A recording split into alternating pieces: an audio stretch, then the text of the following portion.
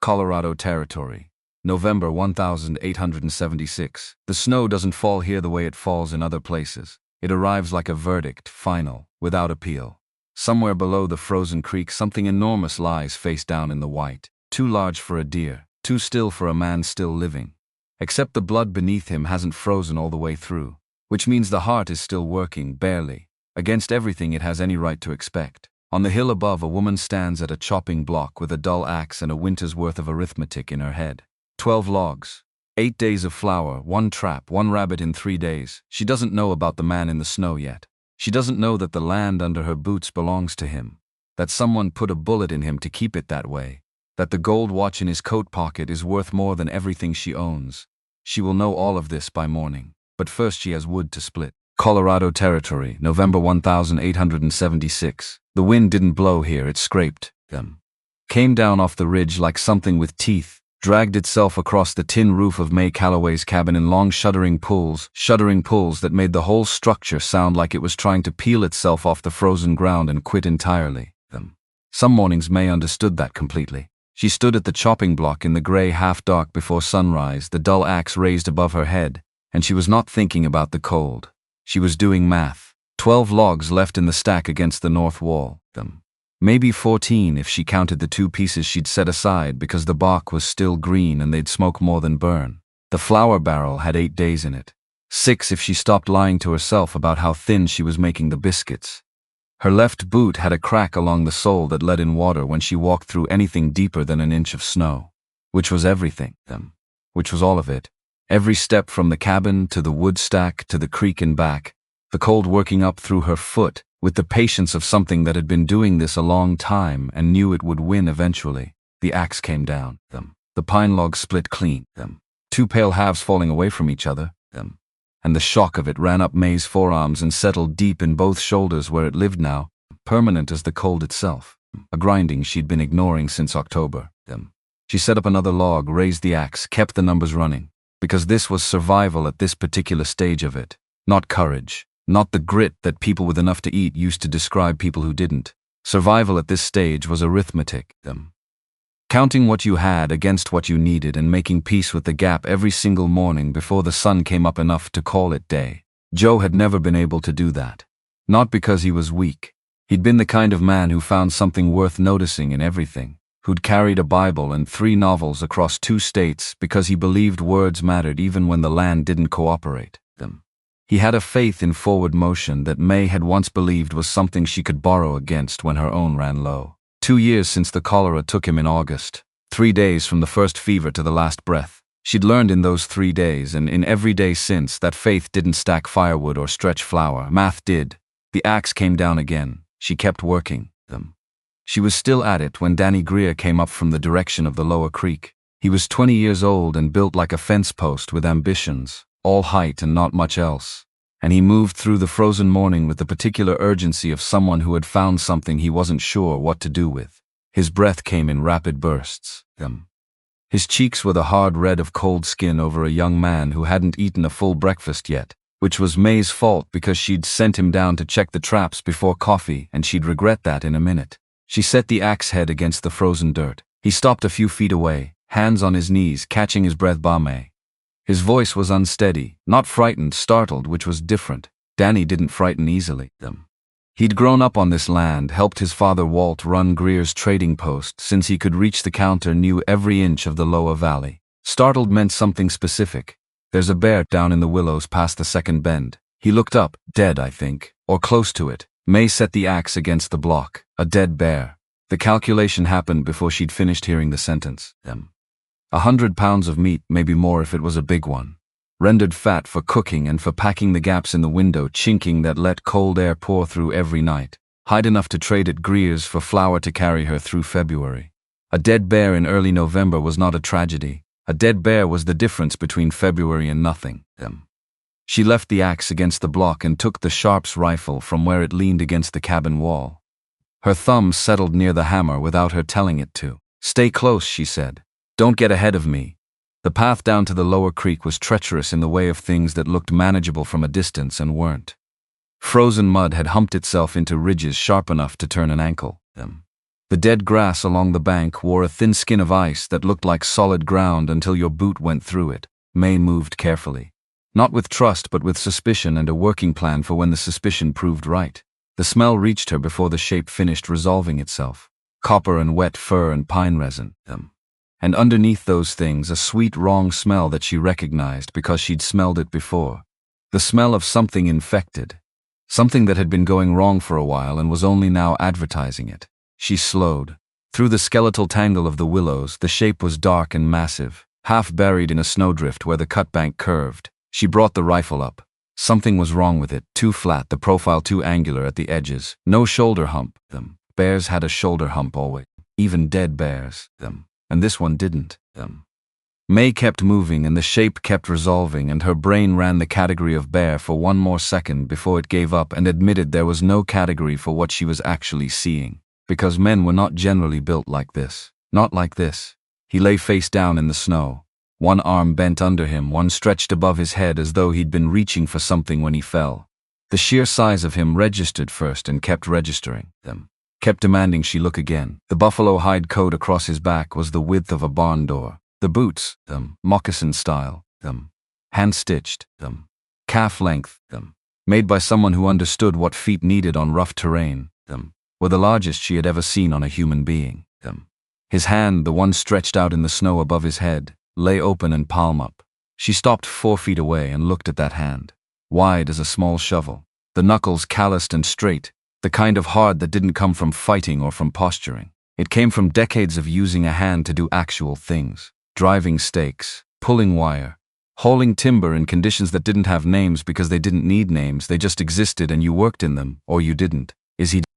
Danny had stopped at her left shoulder. Mae knelt. The snow soaked immediately through her skirt and into her stocking. She grabbed the heavy shoulder of the buffalo coat and pulled. The man was genuine dead weight, and it took everything she had to roll him onto his back. He came over with a sound like something dense hitting stone. His face was lost under frost-crusted beard and trailed dirt. His lips were the particular blue of a body that had been cold too long. His buckskin shirt had been torn at the right shoulder, the fabric board stiff with blood that had frozen and thawed and frozen again in layers. Through the wreckage of it she could see the wound itself, dark at the center. The skin around it pulled tight and hot-looking even in the cold air, red lines beginning to trace outward from the edges. She pressed 2 fingers against the icy skin of his neck, held still, counted, 3 full seconds between beats, weak as a creak in drought, but present, unmistakably present. Mae sat back on her heels and looked at the man and at the sky and at Danny's face, which had gone patient in the way it went patient when he was waiting on a decision he couldn't make for her. The math was immediate and brutal. She had flour for 8 days. 12 logs, 1 functioning axe, no medicine, no doctor within 40 miles, no way to send for one even if she had the money to pay for it, which she didn't.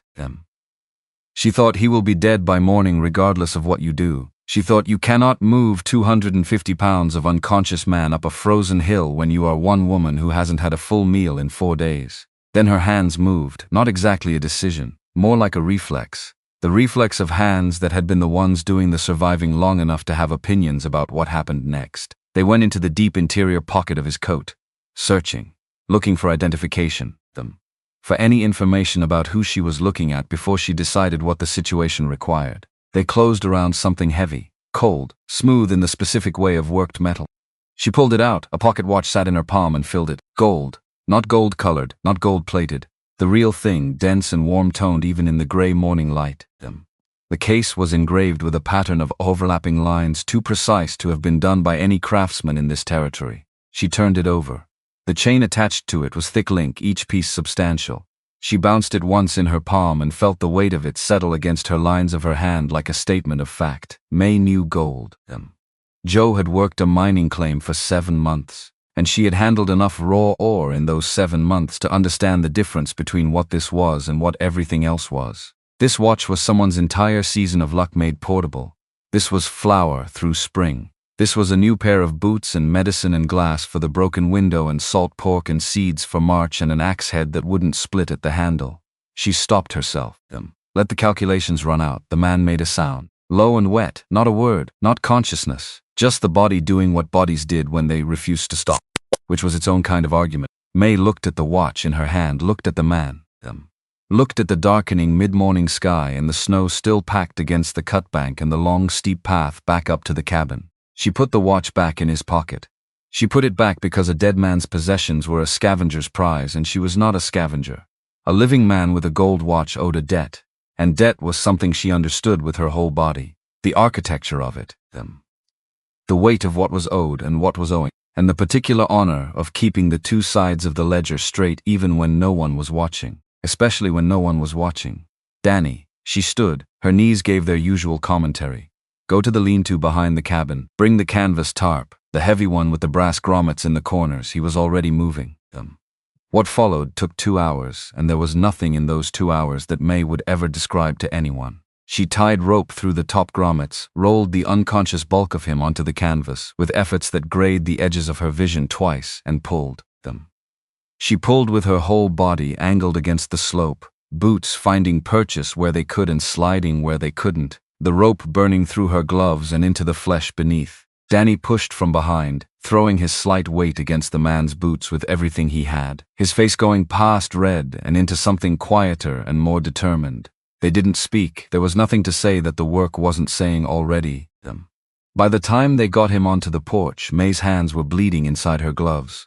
She didn't discover this until she pulled the left one off and saw her palm. She put the glove back on and kicked the cabin door open with her boot. It took both of them to get him through the door and across the floor and onto the bed.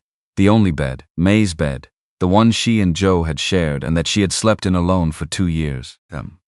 When the man settled onto the rope-strung mattress, the frame sagged until it nearly touched the floorboards, and the whole structure groaned under the redistribution of weight like a bridge, being asked to hold more than it was built for. Mae stood straight.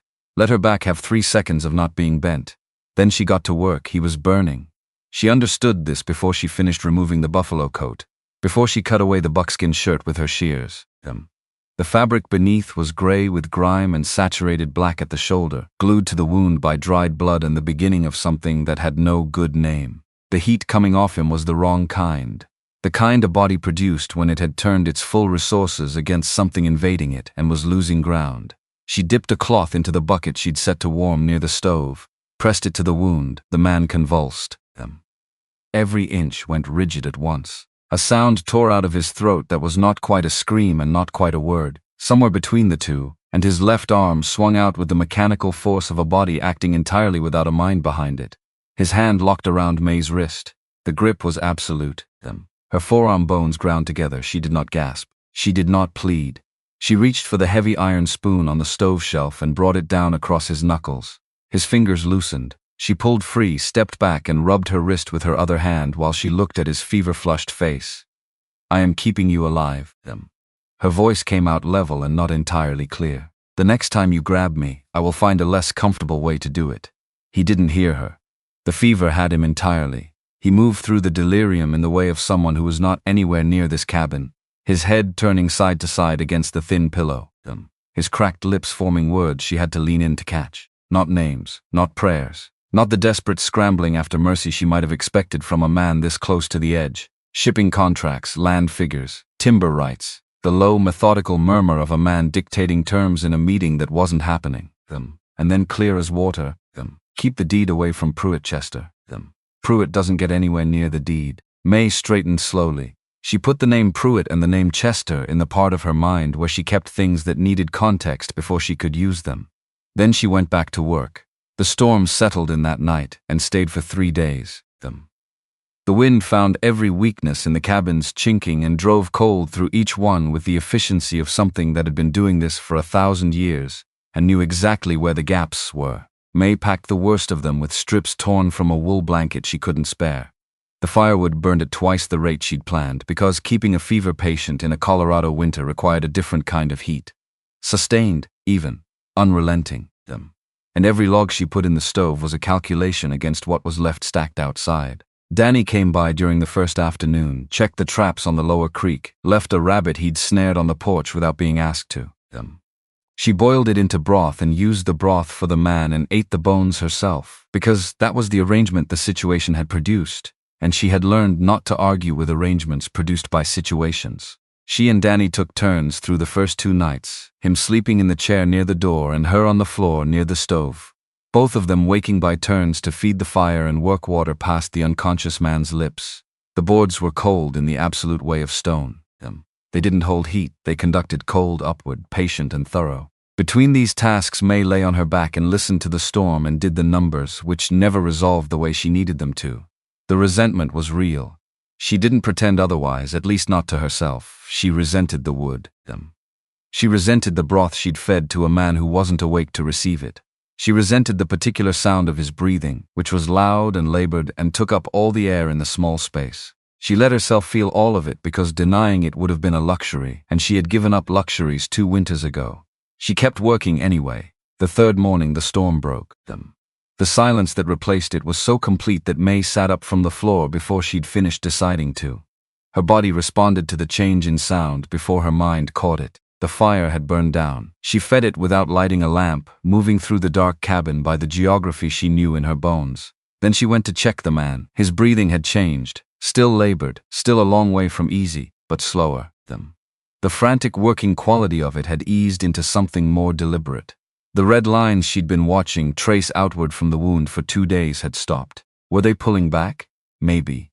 In this light she couldn't be certain. She pressed the back of her hand to his forehead. Still elevated. But not the terrifying blaze of the first night. He was going to live. She was fairly certain he was going to live.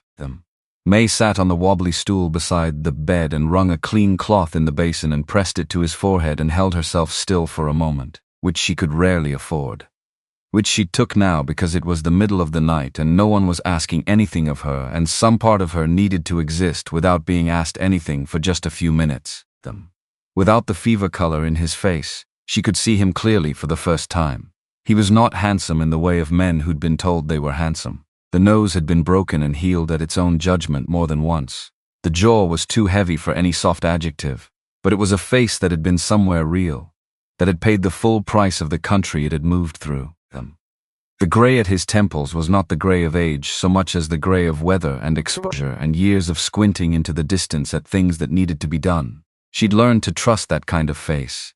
Her hand moved before she'd sanctioned it. She was reaching for the cloth, meaning to wring it out again, and instead her fingers brushed the hair at his temple. Gray at the roots, darker at the ends, damp with cooling sweat.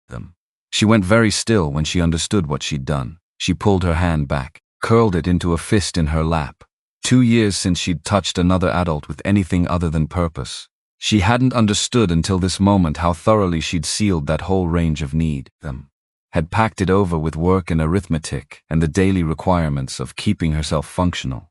4 seconds of unplanned contact and whatever she'd built over that need cracked open along its entire length. She did not like this. She folded it back, tucked it away and stood up. In the morning she made a thin oatmeal and brought it to the bedside. He was more conscious than he'd been, not fully awake, but present in a way he hadn't been. His eyes tracked the room with something approaching awareness. Danny arrived just before noon. He came through the door with the cold still on him and stood in the middle of the floor looking at the man in the bed the way 20-year-olds looked at things that were outside the range of their experience. "He's enormous," Danny said. It came out less like an observation and more like a fact he was trying to reconcile with the available floor space. "I noticed." Mae handed him a cup of coffee and went back to the stove. Danny looked at the man, looked at the bed, looked at Mae. "How did you move him?" "The same way you move anything you don't have the option of leaving where it is." That evening, when Danny was gone and the fire had settled and the cabin had reached its version of quiet, Mae checked the man's coat. She did it without lighting an extra lamp. She did it with the specific efficiency of someone who had been waiting to do it since the moment she'd found him and had been talking herself through the reasons to wait. The interior pockets first. Papers, documents.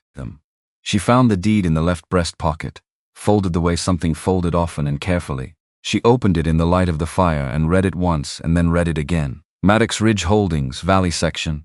Filed at the Territorial Land Office. The language was precise and the signatures were witnessed and the seal was genuine. Maddox.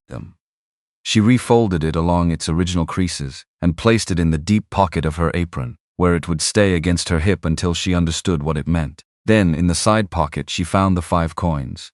Danny found them the next morning, actually, while checking the coat for any further identification while Mae's back was turned. He was not being dishonest. He was being thorough, in the way young men were thorough when they were trying to be useful.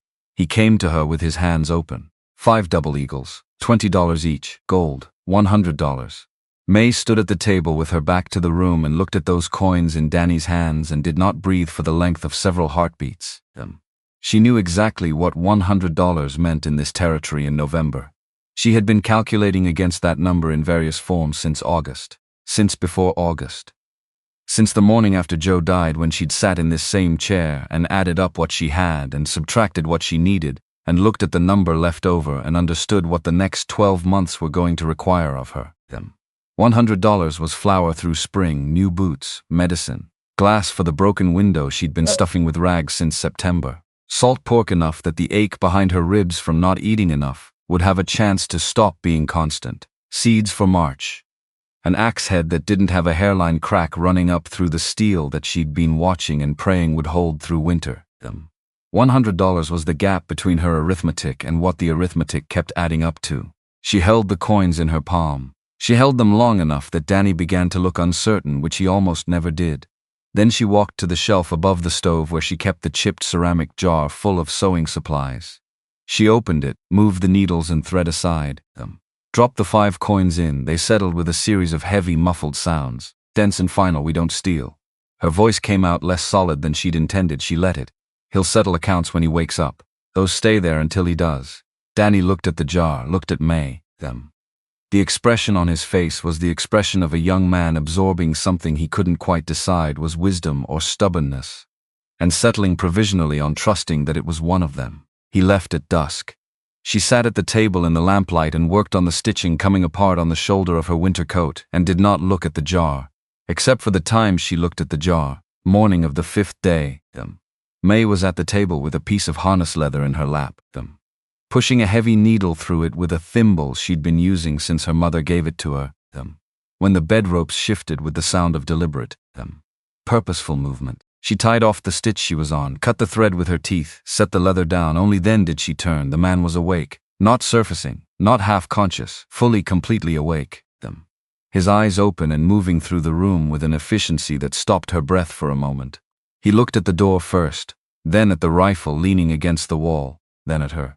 The eyes themselves were a pale gray, the precise color of sky in the hour before a hard storm committed to itself, and they were completely, unsettlingly clear. He was taking inventory. She recognized it because she did it herself every time she entered an unfamiliar space. Mapping exits, cataloging threats, establishing the facts of where you were and what you had to work with. Except he was doing it from a bed he couldn't get out of. Which meant whatever this man was, his instincts had stayed operational through 5 days of fever and delirium. The silence between them had weight. Where's my coat? His voice was wrecked. 2 stones grinding at the bottom of a dry well, but it was not confused. Not disoriented. Not the voice of a man just returned from the edge. It was the voice of a man who woke up in strange rooms and wanted information. Mae felt the irritation move through her chest, clean and familiar. Not where am I? Not who are you? Not, and this was the one she kept returning to, thank you. Good morning to you too, she said. She stood up, her knees giving their usual commentary, and went to the water bucket. She broke the skin of ice on the surface with the tin dipper and poured a measure into a cup. Walked to the bedside and held it out. He looked at the cup, looked at her, then he planted his left elbow against the mattress and tried to push himself upright. The color left his face so quickly it was almost instructive to watch. The blood simply evacuating. What replaced it was a gray-white that looked like river clay in winter. His right shoulder had other ideas about the whole enterprise and communicated them at volume. He made a sharp sound through his teeth and went back down, his chest working hard, a new sweat breaking across his forehead from the effort. He lay there for a moment, angry in the specific way that large men were angry when their bodies refused the instructions they gave them. You took a rifle bullet to the shoulder meat. Mae was not unkind about it. She was simply accurate. It festered deep before I reached it. 3 days ago I removed the lead with a paring knife. The stitches are holding, but they'll tear if you move wrong. And I have nothing left that's clean enough to rebandage it. So I would suggest staying flat. He looked at her with eyes that were deciding something about her. Water. Mae held the cup where it was and looked at him. The cabin was very quiet. Outside, the wind moved through the empty willows with a sound like something being slowly unmade. Something moved through his jaw. A grinding down. The visible work of a pride that was being asked to do something it found genuinely difficult. The pause before his next word was long enough to mean something. Please, She stepped forward and slid her free hand behind his neck. He was terrifyingly heavy even in this small way, the back of his skull like a stone in her palm. She lifted his head just enough and brought the cup to his lips.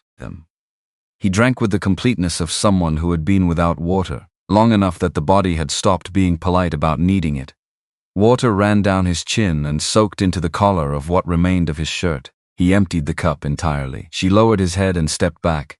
Mae Calloway. She set the empty cup on the table. This is my property. Now who are you and who shot you? A fractional pause. The kind she was beginning to recognize as his version of deciding how much to give. Red Harlan. Another pause. Out of Denver, the shooting was a dispute over a land deed. It'll be resolved. Mae let the silence sit for a moment. Let it do what silence did when you gave it enough room. People don't usually shoot each other over paperwork, Mr. Harlan. They shoot each other over money or over lies. Usually both at once. Something shifted at the corner of his mouth. Not a smile, something more guarded than that. The recognition of a thing said accurately, "You're a practical woman, Mrs. Calloway. I'm a hungry woman." You've been bleeding on my only mattress and burning my winter wood for 5 days.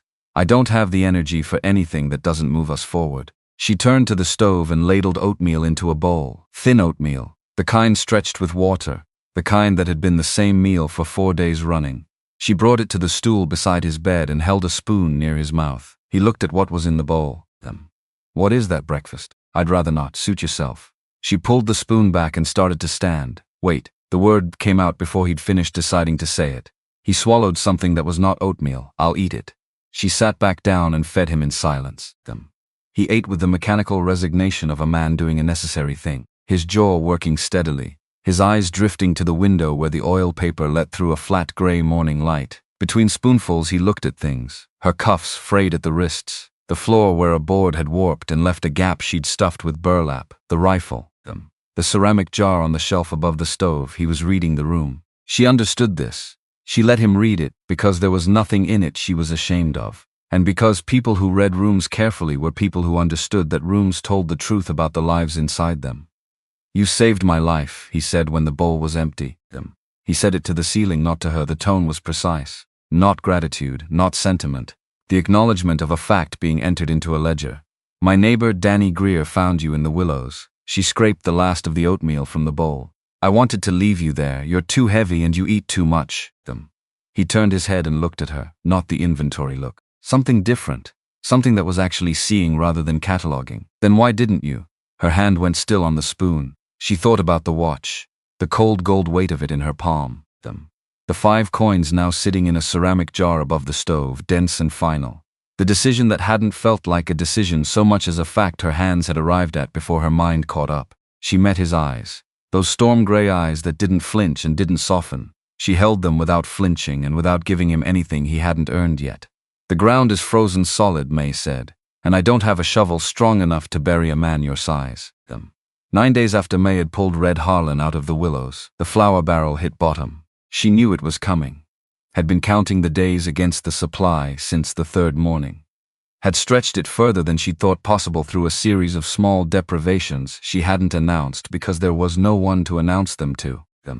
Just her and the math and the widening gap between them. But knowing something is coming and meeting it are different things. When she upended the barrel and tapped the staves and collected 2 tablespoons of pale dust in the scoop, the fine tremor that moved through her hands surprised her with its honesty. She stood at the table with her back to the room. She was not going to stand here and shake them. She was going to breathe once, steadily, and turn around, and decide what happened next. Behind her, the bed ropes shifted. Red had been sitting up for 2 days, propped against the log wall. The worst of the swelling in his shoulder had gone down to a hard knot of scar tissue he tested every morning with his good hand, methodical, the way a man assessed damage to something he needed operational again. He had been watching her since the first day he was awake enough to watch anything, and he'd been doing it with a thoroughness she'd learned not to bother resenting. Resentment required energy and she was running short. You're out, he said. I have enough for hardtack. She kept her back to him. The tremor was nobody's information but hers. Flour and water on the skillet. Not a question, bring me my coat. You're not going anywhere. It's below 0 out there and the snow is past your knees in the open. I'm not going anywhere. Bring me the coat. She got it from the peg by the door, dropped it across his legs with less gentleness than the situation required, and felt no particular regret about it. He worked his good hand into the deep side pocket and pulled out the pocket watch. Checked the interior pockets. His hand slowed. Moved through the lining. The fire was the only sound in the cabin. He didn't look at her. He finished his examination of the coat's interior, methodical and unhurried, and withdrew his hand empty. He held the watch and opened the case. The ticking filled the silence. Danny. His voice was even. From the chair near the door, where Danny had been sitting quietly enough to be nearly invisible, Red spoke. You know Walt Greer's trading post, 3 miles south along the creek. Red held out the watch by its chain. The gold caught the firelight and threw a brief flash across the low ceiling. Bring it to Walt Greer. Tell him Red Harlan sent you. Tell him to hold the watch as collateral and load a sled with what he thinks is fair. Flour, salt pork, coffee, sugar, dried fruit if he has any. And if there's beef hanging in his ice house, have him put a side of it on too. He knows my credit. He'll do it. Danny was already on his feet. Stop. Mae moved to put herself between Danny and the door. She looked at the man in the bed, at his large, weather-wrecked hands and his storm-colored eyes and the absolute certainty with which he'd just issued instructions in her house. You don't run things here, I know I don't. He looked at her without defensiveness, without apology. With the directness of someone who had decided that directness was the only currency worth spending. I ate your winter stores, Mrs. Calloway. Now you're going without. That's not sentiment. That's an account that needs balancing. And this is what I have available to balance it with. The math of it landed before she could stop it from landing, because it was accurate. That was the infuriating thing about this man. He kept being accurate in ways she couldn't argue with. She looked at Danny, at his young face with its steady patience. She looked at the ceramic jar on the shelf, at the window with its oil paper shifting slightly in a draft she hadn't found the source of yet. Mae stepped aside. Bundle up properly, she said to Danny. The heavy neck scarf, both mittens. Danny was out the door in 2 minutes flat. Mae stood in the middle of her own floor and looked at the man in her bed, and the man in her bed looked back at her, and the fire worked at the silence without making much progress. The money, she said. She went to the shelf, took down the ceramic jar, carried it to the bedside and upended it over the quilt. 5 double eagle coins tumbled out and settled into the fabric, heavy and still and gleaming. Red looked at the coins, looked at the jar, looked at Mae. I didn't spend them. The words came out without the flatness she'd aimed for. She let them. I wanted to. I told myself you were dying anyway. Then I told myself you owed us for the work. Then I put them in the jar because every time I thought about spending them, it felt like something that would stay on me, and I've got enough that stays on me already. He was quiet for a long moment. I know you took them, he said. I assumed you did. You checked the coat? I checked the coat the first morning I was clear-headed enough to check it, and I knew you hadn't spent them because you were still stretching the flour. He looked at the 5 coins on the quilt, then at her hands beside them. Rough-knuckled, work-scarred, still carrying the marks from the rope on the day she'd pulled him up the hill. A person who takes something and then can't use it didn't really take it. She opened her mouth to argue this. Keep them, he said before she could. Call it payment for the knife work and the nursing and the floor you've been sleeping on for 9 days on my account. My life is worth more than $100, Mrs. Calloway, and we both know it. His voice was levelness, simply transactional. The voice of a man closing a line item. I pay what I owe. That's what I owe you for keeping me breathing. Mae looked at the coins, at his hand resting on the quilt near them. She picked them up one by one. Put them in her apron pocket where they settled with a weight she was going to feel all day. It's not settled, she said. No, he agreed. It isn't. She went back to the stove, put the kettle on, stood at the window and watched the white world outside and waited for Danny to come back with the sled, and tried to understand why she felt less relieved than she'd expected to. Danny came back at mid-afternoon with the sled loaded to its rails and the look of a young man who had done something real and knew it. Walt Greer had taken the watch, confirmed the name, and moved immediately. The sled carried a 50-pound sack of flour, a cloth bag of coffee beans, salt pork wrapped in brown paper, a twist of sugar, dried apples, and at the back, roped separately, a solid side of beef that was going to last through February if Mae was careful about it. Walt had also tucked in a small paper parcel of baking soda, which she hadn't asked for, and which made her throat close in a way she dealt with by immediately beginning to unload the sled. The cabin smelled different that evening. Salt pork in the iron skillet, real coffee. Mae ate standing at the stove and tasted almost nothing, because she was watching Danny eat, and that was the better meal. Red ate from a bowl she set on the bed rail and said nothing, which was exactly the right thing to do, and she registered it as such. When the fire had settled and Danny had gone home and the cabin had reached its version of quiet, Mae sat down with the lamp and her mending them. The needle she'd been fighting with all day had finally given up its argument and was moving through the leather the way she'd needed it to. Red was still awake. She could tell by the quality of it. Awake still was different from asleep still. The difference between something resting and something thinking. The deed, he said after a while.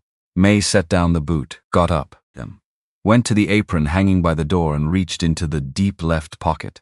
The land deed was folded the way she'd folded it on the first morning. The creases softened from 10 days against her hip. She set it on the table between them without sitting down. The silence in the room changed in the way silence is changed when something pending became present. I found it the first day, she said, when I cut your shirt away to get to the wound. He looked at the document. Something was working behind his eyes, moving through several things before it arrived somewhere. How much did you understand? Enough. She looked at the deed on the table and then at him. Maddox Ridge Holdings is the name on the filing, but you're Harlan, which means the company name is a holding structure, not a personal filing. She paused. And the land described in that document is this valley, the section this cabin sits on. Red was quiet for a moment that was not an empty moment. My lawyer's suggestion, he said finally, cleaner for territorial filing, less exposure if a claim gets challenged. He reached out and took the deed, unfolded it, checked the edges the way a man checked something he'd been carrying a long time and needed to know was still intact, refolded it along its original lines. I bought the valley to run a rail spur through the ridge. The Colorado Central needs a depot junction at this elevation. The creek gives year-round water for the boilers and the grade through the upper section is workable. I filed the claim in the spring. I was coming here to survey the depot site when Edgar Pruitt caught up to me on the South Trail. Pruitt. The name from the fever. The name she'd been holding without context. Your partner, she said. My partner. The second word landing harder than the first. 15 years. I laid my first track in 61 and he was the man who read terrain for me. Could look at a hillside and tell you what the grade would cost before you ran a measurement. I trusted his numbers more than my own. He set the deed down on the table and pressed his palm flat over it. He found a buyer willing to pay 3 times what I paid for the valley. A land syndicate out of Denver. They want the ridge access for a competing spur line. If they control this land, the Central can't build the depot. He stopped. When I wouldn't sell, Pruitt decided to take the deed and sell it himself. He shot you, Mae said. He shot me. She looked at the deed under his hand, at the hands themselves, large and steady and winter raw. The hands of a man who had built things with them before he'd had the money to pay other people to build things for him. You said he was your partner 15 years. He was, and you trusted him completely. He didn't say it like a wound. He said it like a fact he had finished being surprised by. When Nora died, he stood at the graveside with me. He handled everything I couldn't handle for 6 months after. The condolence letters, the business correspondence, the decisions that couldn't wait. He looked at the deed. Finding out a person is not who you understood them to be doesn't just change what you think of them. It changes what you think you were for having trusted them. The fire made its small sounds. Outside, the December wind was doing its patient work on the chinking. Mae looked at this, a man in her bed, in her house, on her floor he'd been bleeding on for 10 days. And she thought about the pocket watch she'd put back in his coat. About the 5 coins she'd put in a jar. About the fact that she had known something about who he was structurally before he'd told her a single word about himself. Nora, she said. How long ago? 4 years. Typhoid. Joe was 2 years ago. She paused. 3 days. He looked at her then. Just looked. And she had not said Joe's name out loud to anyone in this valley, not to Walt Greer, not to anyone who came through them. It had come out simply and without ceremony, which was perhaps the only way it was ever going to come out. I'm sorry, Red said. So am I, Mae said, meaning all of it, his loss and hers, and the general condition of losing people before you were finished with them. They sat with that for a while in the way of 2 people who had each paid a price that the other recognized them. The lamp burned between them, and outside the December wind had nothing particular to say. You own the land under this cabin, Mae said finally. I own the section, yes, your husband homesteaded without a recorded deed, I know. She had known this for 10 days. Had turned it over every way it would go and arrived at the same place each time, which was that the fact was what it was. What does that mean? For me, he looked at her. The question was honest and he answered it honestly. Right now it means nothing. When the snow melts and I'm able to travel, I'll need to file the survey for the depot site with the territorial office in Pueblo. Whatever gets built here will determine what the land gets used for. He paused. I don't have plans to displace anyone. Plans change, some do. He held her gaze and there was nothing in it she could identify as evasion. Some don't. Them. Mae looked at the deed under his hand, and at the ceramic jar now empty on the shelf behind him, and at the window where the oil paper moved slightly in a draft she hadn't found the source of yet. Then she picked up her mending and went back to work. The needle moved through the leather and the fire settled and the wind outside said what the wind said and the lamp burned steady and low. She worked until it burned too low to see by them. When she finally lay down on her blankets near the stove, she could hear from the quality of the dark that Red Harlan was still awake at the other end of the room, turning things over the way she turned things over, doing his own version of the math. She let the darkness settle around her. The jar was empty on the shelf. The deed was on the table where she'd left it, or where he'd left it, or where they'd both left it in the space between them that was still being defined. The flour was full. The salt pork was wrapped and waiting, and the man in her bed was going to live. It wasn't settled, he'd said so himself. But it was, for this particular night, enough. The provisions from Greer's changed the cabin in ways Mae hadn't anticipated. Not just the smell of it, though the smell was different. Salt pork and real coffee, replacing the thin, watery scent of stretched oatmeal that had been the cabin's atmosphere for 3 weeks. Something in the air itself shifted. The particular tension that lived in a space where there was not enough of something necessary had eased by 1 degree. Not the same as easing entirely, but enough to notice in the body.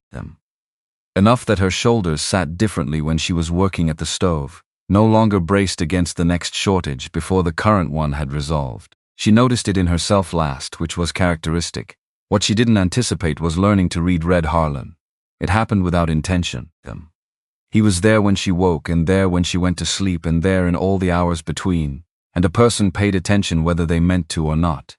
She learned the sound of him when he was asleep versus awake. Asleep, he breathed evenly and was entirely motionless. The stillness of something large that had learned long ago that stillness was its own kind of safety. Awake, there was a directed awareness in the room she could feel on her back when she worked at the stove. Specific as a hand placed between her shoulder blades without touching. She learned that he ate fast, not greedily, efficiently, the way a man ate who had spent years in conditions where meals didn't wait. She learned that he tested his shoulder every morning with his good hand, working through a series of small movements, cataloging what had improved and what hadn't with the detachment of someone assessing equipment rather than their own body. He never winced during these assessments. The wince came later, unexpectedly, when he reached for something without thinking, and the shoulder reminded him of its current terms. She learned that he watched Danny do the supply accounts with an attention he didn't announce.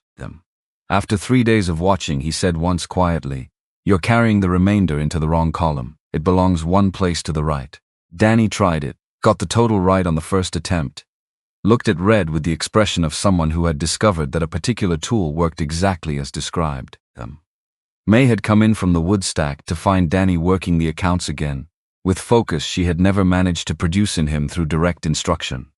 She stood in the doorway for a moment and didn't say anything. What she did not learn, not for nearly 2 weeks, was the full shape of what Red Harlan was carrying. He gave information the way he gave everything, precisely, without surplus, only when the situation required it. She had the bones of it, the deed, the Valley Pruitt, the rail spur, 15 years ending in a bullet on the South Trail, but bones were not the whole animal, and she understood by now that the rest of it would come when it came and not before.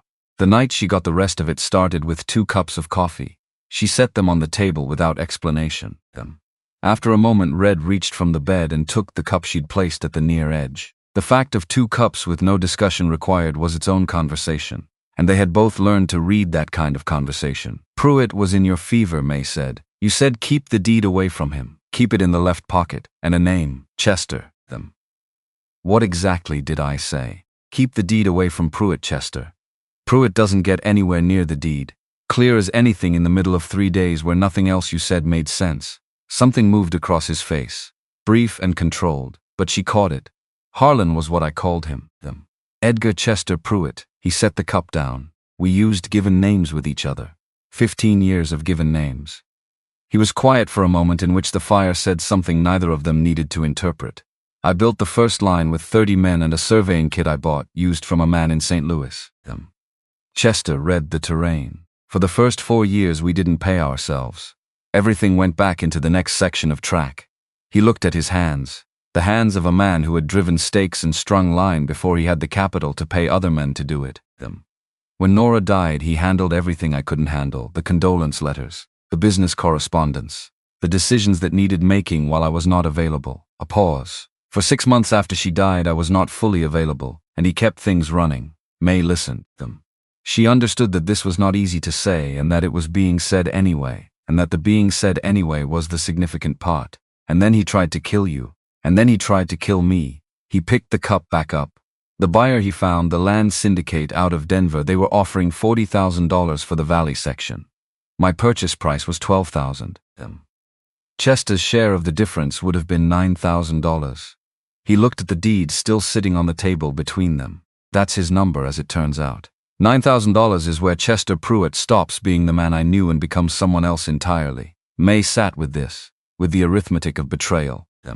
The specific dollar amount at which 15 years of partnership and gravesides and given names became negotiable.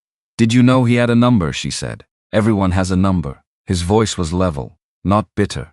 The levelness of a man who had looked at something clear-eyed and decided to continue looking. I thought I knew where his was. I was wrong about the amount, and I was wrong about the principle. The principle being that he had one at all. The principle being that I was in it. She looked at her coffee. Outside, the December wind was doing its patient work on the chinking, finding the gaps she hadn't sealed yet. The candle on the table leaned slightly in a draft from somewhere. Nora, she said, not intruding, offering. He didn't answer immediately. The pause was not the pause of someone deciding whether to trust her. It was the pause of someone deciding which true thing to say. She argued with me about everything. A quality entered his voice she hadn't heard there before. Not softness exactly. A change in texture, the way a river changed where it widened. Color of paint, placement of furniture, the route I planned for the 63 extension, which she was wrong about, and I told her so, and she spent an hour explaining why I was wrong about her being wrong, and she was correct. He turned the cup once in his hands. I thought I found it exhausting. After she died, I understood that what I'd found exhausting was being known. Having someone who had formed opinions about me and held them and revised them and held them again. That kind of attention. He stopped. The Denver house has 17 rooms. I haven't been in most of them since.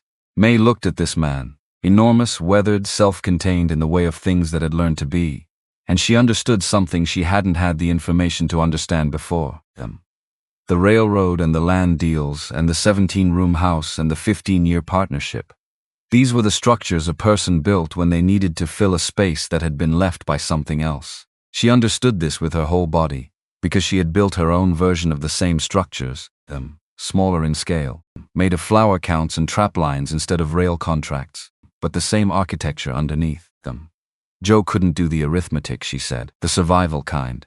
He was good at everything that didn't require knowing when to stop hoping. She put both hands around her cup. He brought us out here because I suggested it and he wanted to try.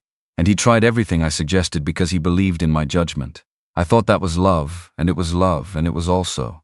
He left all the hard decisions to me, every one, and I resented him for it sometimes, and then he died, and I would have given anything to have him leave the hard decisions to me for one more day. Red said nothing. He didn't try to resolve it or reduce it. He let it be the full size it was. She respected him for that more than she could have explained. He's buried out back, she said. Small pine tree. Danny planted it the spring after them. I saw it from the porch when I started going outside. She nodded. That was enough of that. They finished their coffee. The fire burned to coals and Mae got up to feed it, and when she sat back down she picked up her mending, and Red leaned his head back against the log wall. They sat in the late-night quiet of the cabin, without making it into something that needed to be named, which was its own kind of statement. 3 days after that conversation, the note came from Walt Greer. Danny brought it in the morning with the specific neutrality of a young man who has read something and decided to wait on the adults before reacting. The note was in Walt's wife's careful handwriting. Pruitt is here, has papers, showing them to anyone who'll look. Thought you should Mae read it twice, set it on the table. Papers, she said to the room. Red was on his feet by the window, which he'd taken to standing at in the mornings for 20 minutes at a time, building back the endurance that 5 weeks of horizontal recovery had taken. He stood at his full height now, without the compensatory forward tilt the shoulder had been producing. The light fell across him from the left and showed the full extent of what years of working territory had laid into the structure of his face. Not damage, weight, the kind that didn't come out again. Injunction, he said without turning from the glass. Pruitt filed faster than Aldrich expected. An injunction pending the hearing freezes the deed. I can't act on the land while it's in effect, which means the depot plan stalls. Which means Pruitt can tell everyone in this territory that the claim is in legal dispute, and they'd be unwise to make arrangements with me. And he's showing it at Greer's because Greer's is where everyone comes. He turned from the window. His eyes had a particular quality she'd only seen twice before. Something that had been running hot brought down to operational temperature through pure will. He doesn't need to win the legal case if he can make me look like a bad bet. Mae was already putting on her coat. Mrs. Calloway, don't. She buttoned the coat with the efficiency of someone who had made the decision before she started talking. I know what you're going to say. You're going to say that you can handle this, which is true in a general sense, but not in the specific sense of handling it today at Greer's, while you're still not riding distance from this cabin. She took her hat from the hook. I've been going to Greer's my entire time in this valley. I know those people. Pruitt doesn't. He's not going to do anything in the middle of Walt Greer's store in front of 8 locals who've been reading character for a living since before he arrived. She pulled her hat on. I'm not going to accuse him of anything. I'm going to tell the truth about what I know, which is what Walt and those ranchers would believe, because I'm the one they've been doing business with for 2 years. Red stood in the middle of the room and looked at her. She looked back. Danny, he was still looking at her. Can you handle the stove for a couple of hours? Danny said he could. Mae opened the door. The walk to Greer's took 40 minutes in the dry, clear cold of a day after wind. Cold that felt almost manageable until you'd been in it long enough to understand it was only being quiet. She walked steadily and thought about what she was going to say and how to say it. You did the preparation before you arrived so that when you arrived you could be entirely present. Greer's was full. Fuller than she'd expected for a mid-December morning, which meant the news had gotten out. She recognized most of them. Owen Doss, who ran cattle on the North Pasture and made decisions slowly and held them once made.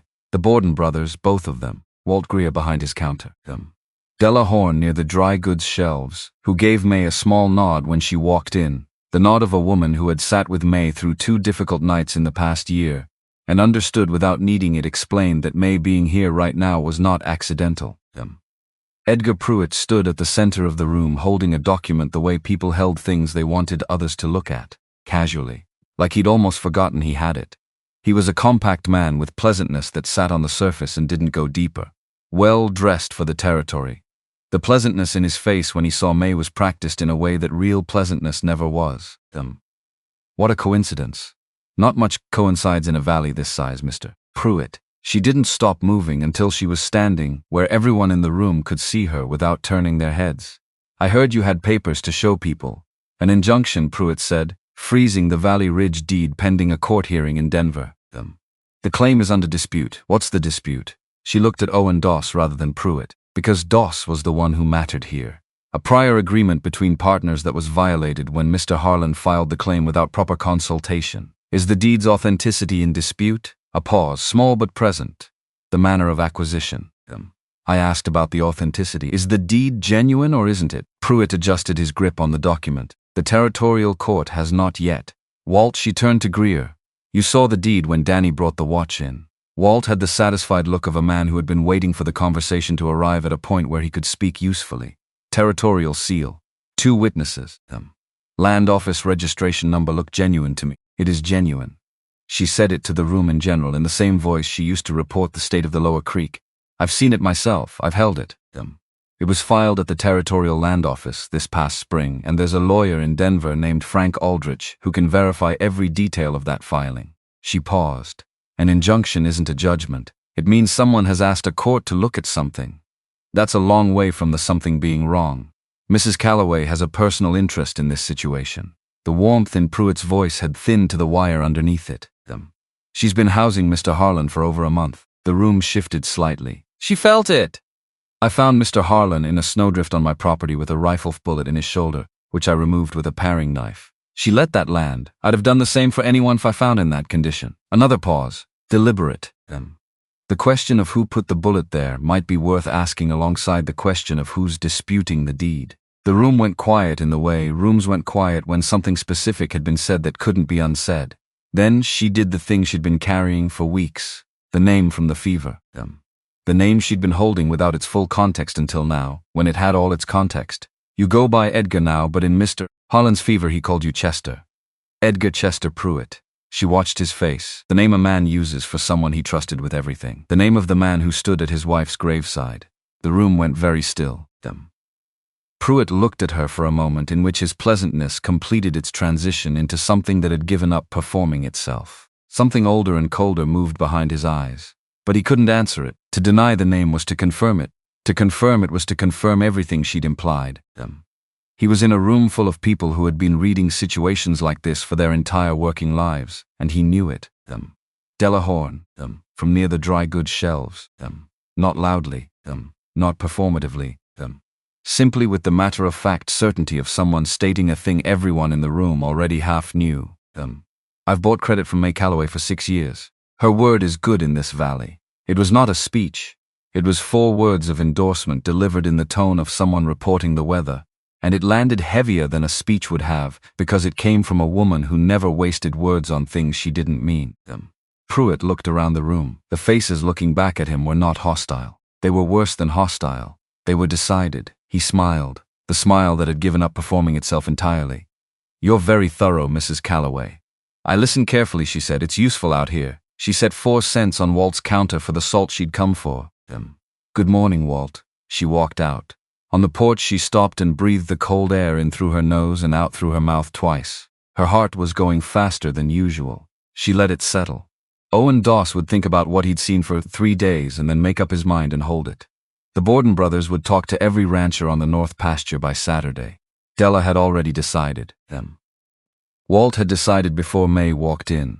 Pruitt had a room full of people who were now looking at him with the specific quality of attention that rural communities reserved for men who had tried to work an angle in the wrong place. She had given them one true thing he couldn't counter without confirming it. Rooms remembered that kind of thing.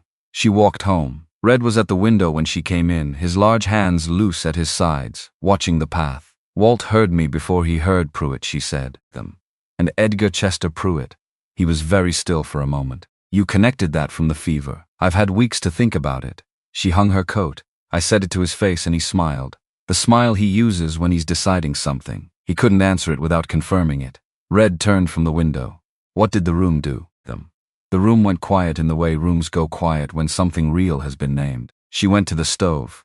Della Horne vouched for me. Owen Doss was there. He'll decide in his own time, but he'll decide right. The Borden brothers will do the talking for him. He looked at her across the room, not the inventory look he'd worn in the early weeks.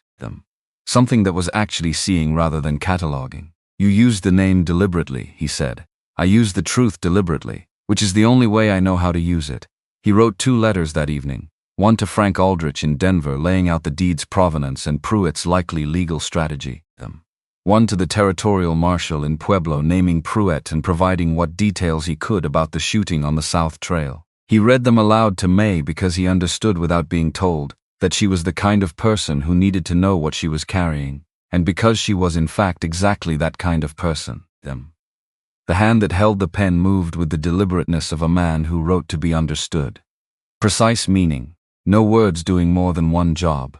She left before first light. She had told Della the night before, not Danny, because Della Horne was the right person to have a key and Danny was the right person to have instructions. Della had arrived at Mae's door 2 years ago the morning after Joe died, without being called, with bread and the particular quiet of a woman who understood that some situations didn't require talking. She'd left the key and the arrangement had never been formalized because it didn't need to be. Della had a key to the back door. She used it when she judged it necessary. Mae trusted her judgment. Mae explained what she needed. Della nodded. I'll check on Danny. How long? 10 days at most. Della looked at her the way Della looked at things she was deciding about. You're all right, I'm fine. Della let it go. She was not the kind of woman who pressed when the answer was clearly going to stay the same, regardless of how many times you asked it.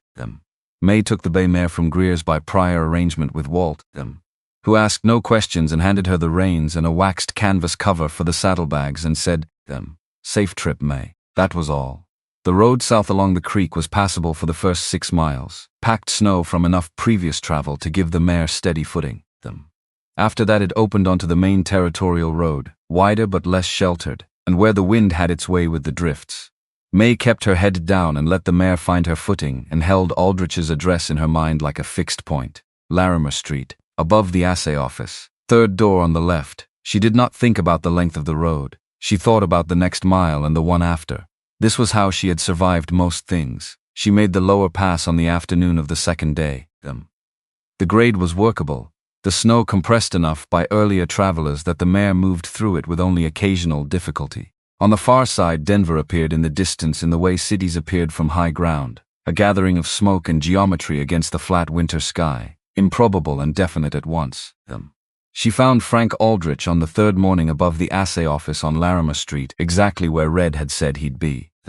He was a compact man of 60 with the organized energy of someone who had been practicing law long enough to understand that most crises were fundamentally logistical. He read Red's letter, standing up, asked Mae 4 precise questions, asked her to wait, disappeared into an interior room. 20 minutes later, he came back with a sealed response and a second letter already drafted to the Denver Territorial Court, requesting that any filing by Edgar Pruitt regarding Valley Ridge Section 7 be flagged for immediate notification of his office. Tell him the filing will be contested before Pruitt finishes the paperwork, Aldrich said. Tell him Pruitt knows this. Tell him that knowledge is what he needs Pruitt to have. Mae noted this, took the letters, accepted the cup of coffee Aldrich's clerk offered because the temperature outside was below 20 degrees, and she had 4 days of riding ahead of her, and this was not a situation that called for refusing coffee. How is he? Aldrich asked when she stood to go. Healing, slowly, Aldrich said, the tone of someone who had been watching a specific pattern for years. He heals slowly, careful about it, doesn't want to have to do the same thing twice. Mae thought about this on the ride back. The mare was tired and moved at a more considered pace, and the wind on the return leg had shifted to come from the northwest, which meant she was riding into it for the last 30 miles. She had time, more time alone with her own thoughts than she'd had in months, possibly in years, and the thoughts did not wait politely for her to be ready for them. She thought about Aldrich saying he heals slowly, is careful about it, doesn't want to have to do the same thing twice, and what that meant about a man who had seemed in the cabin to be in a constant quiet negotiation with his own recovery. Not fighting it, negotiating, assessing what the terms were each day, and working within them with the precision of someone who understood that impatience was just a form of inaccuracy. She thought about 17 rooms in Denver that hadn't been entered in 4 years. She thought about the way he'd said Nora's name. Not the way people said the names of the dead when they were performing grief. The way people said names they'd said 10,000 times and had not yet learned to say without weight. She thought about Danny's question, is Mr. Harlan going to stay after you get back? She had not answered it directly. I don't know yet, she'd said, and that had been true. It was still true.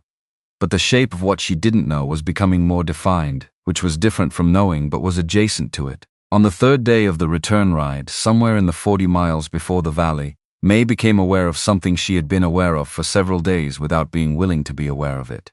She was tired in a way that was not the tiredness of 4 days of hard riding. That tiredness she knew.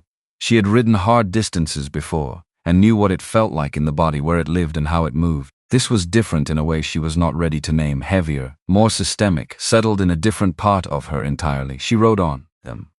The mare picked her way through the packed snow of the territorial road, and the sky was the gray of something that hadn't decided yet, and the cold was absolute and clean. She did not name the thing she was aware of, but she stopped pretending she wasn't aware of it. By the time she smelled the valley, that particular combination of creek water and pine resin and frozen earth that was specific to this stretch of Colorado territory and no other place she'd ever been, she had not named it, but she had carried it for 2 days. And carrying it for 2 days without breaking had told her something about whether she was going to be able to carry it further. She came back to the valley on the afternoon of the 9th day. The light was low and golden in the way it sometimes went in December when the clouds broke at the right angle. The kind of light that made the snow look like it had warmth in it. Red was at the door when she came up the path. Not at the window, at the door. Standing at the threshold in his coat as though he'd been there for a while and had decided this was the appropriate place to be. He was standing the full way up, straight, without the compensatory tilt the shoulder had been producing for weeks. And she noticed this before she noticed anything else, because she had been noticing his shoulder for so long that its absence registered as information. She dismounted at the porch rail. He came down the steps carefully and took the mare's reins from her hands without asking if she wanted him to. Aldrich has both letters, she said. He'll contest Pruitt's filing before it's complete. He said to tell you that Pruitt knowing it will be contested is what matters. Red nodded. He was looking at her the way you looked at something you'd been uncertain about the condition of and were now assessing for damage. You're all right, he said. I'm cold and tired and I need to sit down. She pulled off her gloves, and I could smell Danny's coffee from the path, so I want some of that too. The corner of his mouth moved. She was beginning to understand the specific catalog of that movement and what each degree of it meant. This one meant he was not going to say the thing he was going to say, and he was aware that she knew he was choosing not to say it, and he found that fact acceptable. He led the mare to the lean-to. Mae went inside. Della was at the table with 2 cups already poured. She looked at Mae the way she'd looked at her in the doorway the morning after Joe died, not asking anything, not offering anything unnecessary, just present. Danny kept the fire, Della said. I brought bread yesterday, the accounts ledger is current. Mae sat down, drank the coffee, which was strong and completely welcome. Let the warmth of the room reach her after 4 days of being outside in it. She looked around. The floor was clean. The wood stack had been restocked. The flour sack was on the high shelf where she'd asked it to be stored. 2 cups that had been on the table before she left had been washed and stacked at the basin. The room had been kept by Danny and by Della and by whatever agreement existed between them about what Mae Calloway's cabin needed in her absence. It had been kept well. Della stayed until the fire had settled, and then put on her coat and said goodnight with the ease of someone who understood when a room needed fewer people in it. She paused at the door, looked once at Mae, and then at Red coming through from the lean-to stomping snow from his boots, and then back at Mae. She didn't say anything, she didn't need to. The door clicked shut behind her. The letter from Frank Aldrich arrived 11 days after Mae had placed the original in his hands. Danny brought it on a Tuesday afternoon, and this time Walt had written a single line at the bottom of the envelope in his own handwriting. Pruitt's man left the valley this morning. Thought you'd want to know. Mae handed the envelope to Red. He opened it and read it and set it down and sat with his palm flat over it, and his face went through something she gave him the privacy of, by going to the stove and finding things to do there. Aldrich is good, Red said after a while. What does it say? Pruitt filed the morning you arrived in Denver. Aldrich had been monitoring Pruitt's movements through a contact at the territorial court and had advance warning. He looked at the letter. He had my letter by mid-morning and a formal challenge to the injunction filed before the court closed that day. The challenge was heard 3 days later. Pruitt's prior agreement claim requires documentation he doesn't have. A verbal agreement that exists only in one man's account of it holds no weight in territorial court. He set the letter down. Aldrich says Pruitt's case is weaker than the injunction made it appear. He's been tracking this situation for some time to move that quickly. He said he'd been watching Pruitt since you told him about the initial approach. 6 months ago. Aldrich doesn't wait for problems to arrive. He maps them from a distance until they're close enough to address. Red looked at the window. I need to be in Denver for the full hearing. In person. The injunction challenge was preliminary. The court will want me present for the complete proceeding. Mae had known this was coming. She'd felt it as a shape in the distance that the days were moving toward since the night he'd first mentioned the depot plans. When, she said. The hearing is set for 6 weeks out. I need to leave in 2 weeks when the weather gives a window. He was quiet for a moment. 2 weeks in Denver, minimum. Possibly 3 if Pruitt's lawyer extends the proceeding. She kept her back to him. The kettle was doing what it was doing. And when the hearing is over, she said. He didn't answer immediately. She heard the chair move. The sound of his full weight finding the floor. When he spoke next, his voice was closer. I want to come back, he said. She turned around. He was standing at the near end of the table, hands at his sides, not in his pockets. She had learned that meant he wasn't managing the conversation, he was just in it. The depot, she said. Yes, and more than that. He looked at her with the full weight of those pale gray eyes, the ones she had first seen moving through the cabin cataloging exits and threats, and had now watched long enough to know held more rooms than that initial survey had shown. I want to build a town here, Mrs. Calloway. A depot and a hotel and a schoolhouse and a bank and a stable that doesn't fall down in the first hard winter. People will come through. Ranchers. Families. Men working the new claims on the ridge. And they'll need somewhere to stop that's worth stopping at. I need someone to help me decide what that place is going to be. And I need that someone to be the kind of person who can't be bought and won't run and knows what this valley actually is from the inside rather than from a survey map. Mae stood at the stove with the kettle behind her and looked at this man who had arrived in a snowdrift and been in her house for 6 weeks and had told her more true things in that time than most people managed in years. "You're describing a business proposal," she said. "I'm describing that too." The fire made its small sounds. Outside, the December wind was at the chinking with its usual patience. Through the oil paper window, the late afternoon light had gone from gray to the blue that came just before dark. "Give me until you get back from Denver," she said. "All right?" He didn't press it, didn't add to it. That was one of the things about him she had stopped cataloging and started relying on. He left 14 days later on a morning that was clear and cold and smelled like the mineral cleanness of deep winter. The gray roan he'd arranged through Walt was saddled and waiting at the base of the path. He came down the cabin steps with the buffalo coat on and the land deed in his inside pocket and the look of a man preparing to re-enter a version of himself that this particular valley hadn't required. He stopped at the bottom step and looked at Danny, who was near the wood stack. "Keep the wood split. Don't let the stack get below half." Danny nodded with the gravity of someone receiving actual responsibility. Then he came back up the steps and stopped in front of Mae, close enough that she could see the particular gray of his eyes in the morning light. Not one gray, several. The way stone was never one color when you looked at it directly. "Mae, her name," not the top at him. "If Pruitt makes any move while I'm gone, anything that reaches the cabin, anything that concerns the deed, send word to Aldrich directly. Don't wait for me, I know you know." He was quiet for a moment in which the cold stood around them both with perfect impartiality. "I'm saying it because I'll sleep better knowing you have his name and address in your head." She held his gaze and let the moment be what it was. "Don't let Aldrich overcharge you," she said. That corner of his mouth made its full movement. He came down the steps and took the roan's reins and mounted with only one careful accommodation for the shoulder, which was better than last week and would be better still next week. He rode south along the creek. He did not look back. He was not a man who staged his exits. But he rode at a pace that was slower than necessary for the first quarter mile, and Mae stayed on the porch in the cold until the willows closed around him. Then she went inside and stoked the fire and counted the wood, and thought about the things she had been carrying since the ride back from Denver, that she had not yet named out loud even to herself. She knew what it was. She had known what it was for 11 days. She was 34 years old and she had been pregnant before, and she knew what her body felt like when it was doing this, the specific tiredness, the way food set off differently. The way certain mornings had a quality that other mornings didn't have. She had been here before, twice, and she knew the territory. She sat down at the table and looked at the pine tree visible through the oil paper window, its small dark shape against the gray sky, and she thought about what she was going to say and how she was going to say it, and what she needed to be certain of before she said it. Because the saying had to come from the right place, not from fear, not from calculation, not from the arithmetic of what would make the next 12 months more manageable. It had to come from the same place every other true thing she'd ever said had come from, which was the place where she'd already looked at the thing clearly and decided what it was.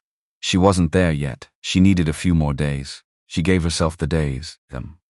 Outside, the December dark came down over the valley and the creek ran under its ice doing what it had always done, and the pine tree held its shape against the cold, and Mae sat at the table in the lamplight and did what she always did when something large required understanding. She let the numbers run until they told her something true. January settled over the valley like a hand pressing down. Not the violent January of the storms. That had been December's work, dramatic and loud and finished. This was the quieter version. The one that arrived as a sameness of days, each one gray and cold and indistinguishable from the one before, as though the world had decided to hold a single breath and wait to see who blinked first. The snow on the north face of the cabin had crusted to a surface hard enough to walk on without breaking through. Mae walked on it every morning when she checked the woodstack's west exposure, her boots finding the crust and holding. The cold so dry it had no smell. Just an absence, a taking away of everything that wasn't essential. She had been alone in the cabin for 11 days. Not entirely alone. Danny came by each morning to check the lower traps and stack whatever he'd split from the timber pile at the tree line. He did it without being asked, the way he did most useful things, and Mae accepted it the way she accepted most useful things people offered without making it into more than it was. He was good company for an hour. He understood when an hour was enough. Della Horne came twice with bread and once with a jar of preserved plums she'd been saving and decided to stop saving them. Mae ate 3 plums standing at the window and didn't tell anyone how good they were because there was no one to tell, and some things you just had to hold by yourself. On the 5th day of Red's absence, without preamble, while Mae was at the stove stirring a pot of beans that were taking longer than they should, Della looked up from her mending and said, "Does Mr. Harlan have anyone in Denver? Family, I mean, not that he's mentioned." Della went back to her mending. 17 rooms is a lot of rooms for one person. Mae stirred the beans. "It is," she said. Della didn't press it, which was one of the things Mae valued most about Della Horne. On the 8th night, Mae woke at 3 in the morning with a knowledge that had been forming below the surface of her awareness for some days, and had now finished forming and required acknowledgement. She lay still. On her back on the floor near the stove, the blankets pulled up, the fire burned to coals. The cabin dark and absolutely quiet in the way it was only at this hour, when even the wind had decided to rest. She counted. Let the count run its full course. Ran it again to be certain. Then she lay there and looked at the low ceiling she could not see in the dark and thought, with a completeness that was almost peaceful, well, just that one word, because there was no other word for it and no room yet for the words that came after. She was 34 years old, alone in a cabin in Colorado Territory in January, 2 years a widow, and she was carrying a child. The timing was what it was. She had known, in the weeks of late-night conversations, in the accumulated weight of proximity and honesty, and 2 people deciding each other was trustworthy in the specific way that happened when words ran out and presence remained. She had known where things were tending. She had made no decision to stop them from tending that direction, which was itself a decision, and she owned it without flinching the way she owned every decision she'd made in her adult life. What she needed to think about in the cold dark of 3 in the morning was not how this had happened. It was what she was going to do with the fact of it. She thought about it for a long time, the way she thought about hard problems, not with fear, not with avoidance, with the methodical attention of someone who understood that a problem looked at directly was less dangerous than a problem looked at sideways. She turned it all the ways it would turn. By the time the fire needed feeding, she had arrived at the same place she'd been arriving at since the night Red had told her about 17 rooms, which was that she had already made this decision and was simply moving through the part that came after making it. She was going to tell him when he returned, not before, not in a letter, not in any way that gave him the information without giving him also the context of her face and her voice and her complete and unambiguous intention. She was going to tell him clearly and without maneuvering, and she was going to let his response be whatever it was and proceed accordingly.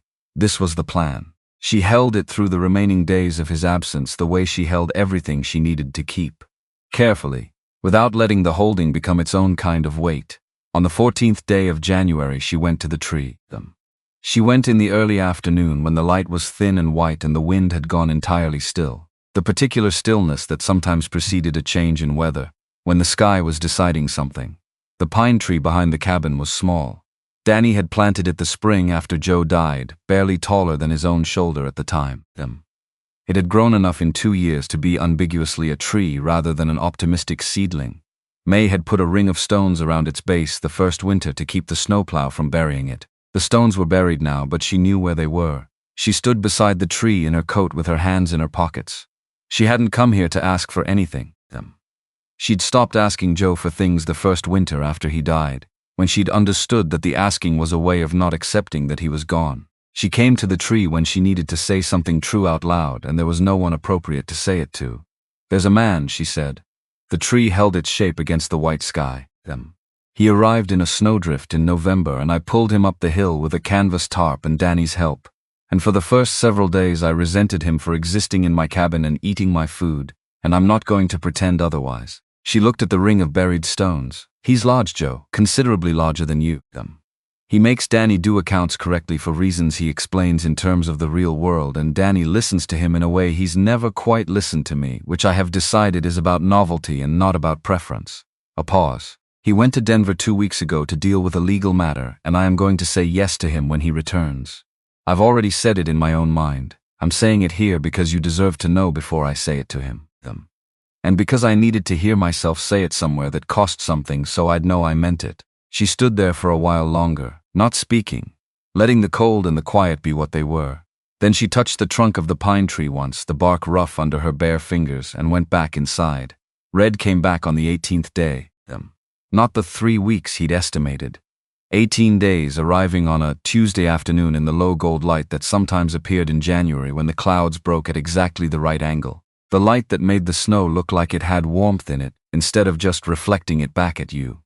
Mae was splitting the smaller logs at the chopping block when she heard the horse. She put the splitting maul down against the block and waited. She did not walk toward the sound. She waited for it to resolve itself, which was the approach she had found most useful for things she cared about the outcome of. He came up the path on the gray roan, moving at a pace that was considered rather than fast. The horse picking its way through the packed snow, with the care of an animal that had been ridden hard for several days, and was communicating its preferences about the remainder of the journey. The first thing Mae noticed was how he was sitting, straight, the full way up. The subtle compensation his left shoulder had been producing in his posture for weeks, the slight forward tilt that she'd stopped consciously noticing because it had become part of how she understood him spatially, was gone.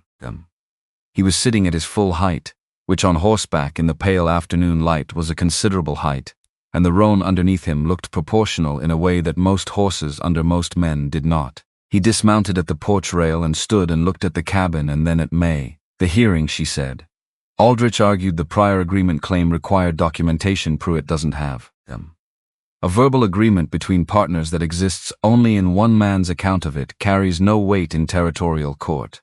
He handed the roan's reins to Danny, who had appeared from the direction of the woodstack with the soundless competence he'd been developing all winter. The injunction is lifted, the deed stands. Pruitt's appeal window is 30 days and Aldrich says the odds are around 12%. 12% means something. 12% means Pruitt knows it's over and is deciding how long to pretend otherwise. He looked at her steadily.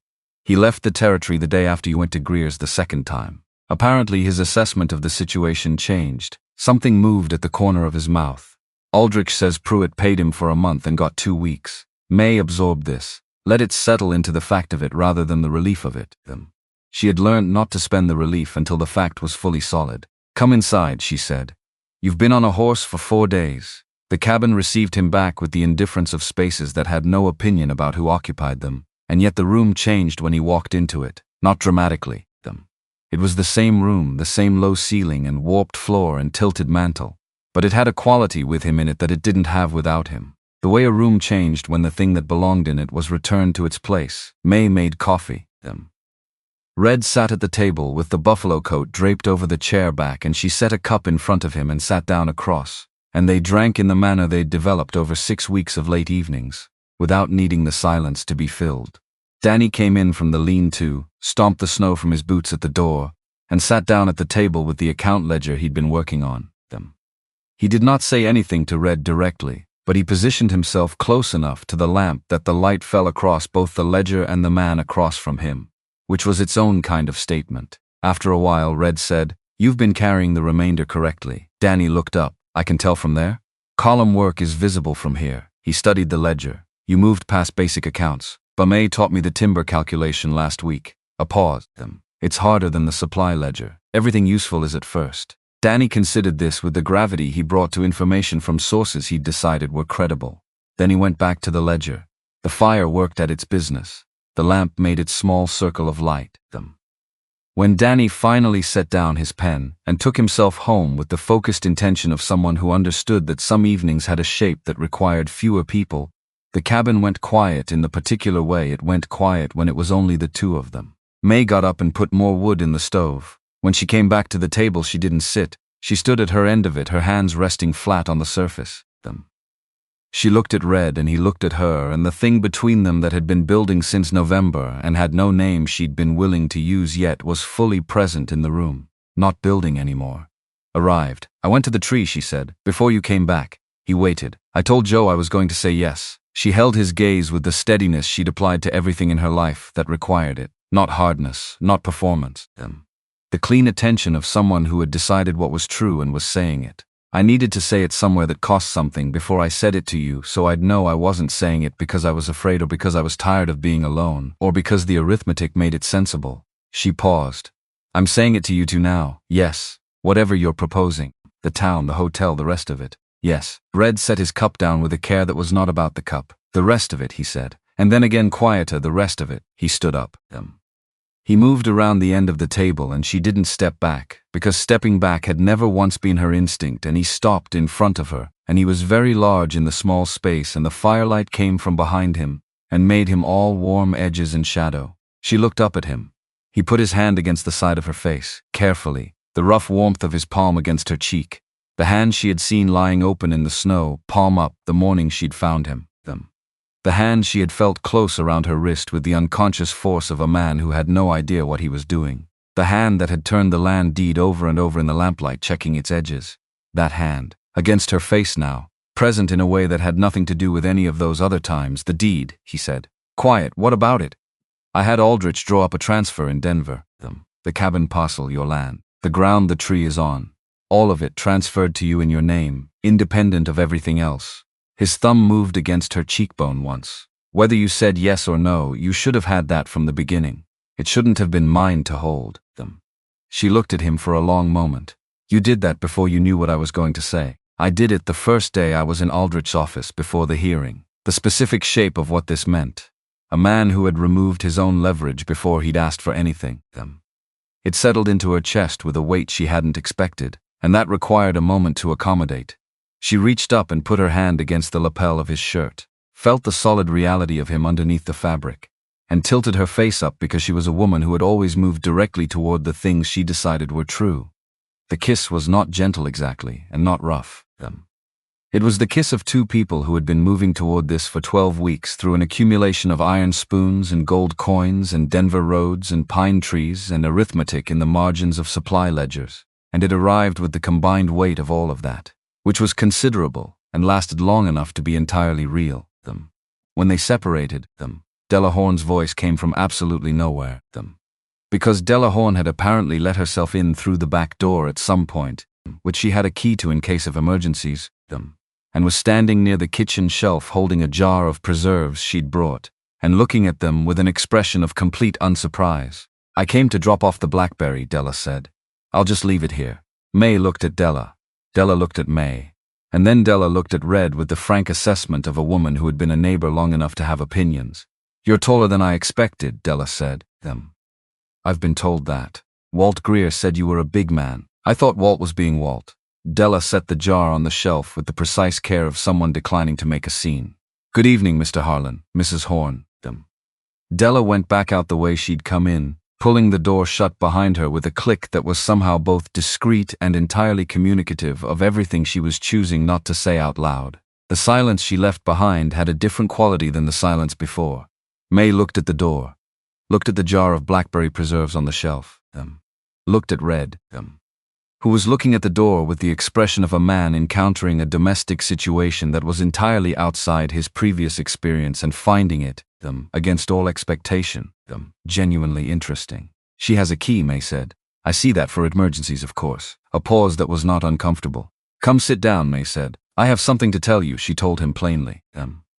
She sat across from him at the table and she said it the way she said all true things, without building up to it, without the cushioning that softened edges at the cost of accuracy. I'm carrying a child. I've known for 2 weeks. I waited to tell you because I needed to be certain that my answer to everything else wasn't because of this. It isn't, but you needed to know. The room was very quiet. The fire was the only other sound, working at the pine with the steady patience that fire brought to everything. Red looked at her across the table. His face went through something. She could see it happening the way information arrived and registered and moved through the different rooms of him, and he let it happen without stopping it, which she had come to understand was the form his trust took. He didn't control his face for her.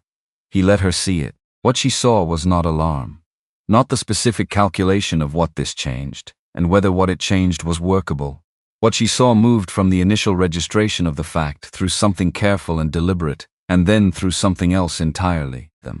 Something that arrived at an expression she had no prior reference point for and had to read fresh. He reached across the table and put his hand over both of hers, covering them entirely, the warmth of it immediate and complete. 2 weeks, he said. About that, while I was gone. Yes, he looked at their hands together on the table. She looked at the same thing, the contrast of them.